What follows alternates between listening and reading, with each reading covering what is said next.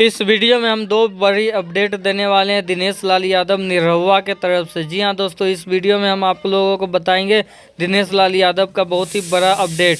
ऐसे में दोस्तों, जो लोग अभी तक हमारे चैनल को सब्सक्राइब नहीं किए वो सब्सक्राइब कर ले, क्योंकि इसी तरह का खबर सबसे पहले हमारे चैनल पे आता है। तो दोस्तों, आप सभी को बता देते हैं कि दिनेश लाल यादव निरहुआ का एक वेब सीरीज आने वाला है, जिसमें दिनेश लाल यादव निरहुआ भी नज़र आएंगे। उसका नाम होने वाला है स्कैम 2003 द तेलगी स्टोरी।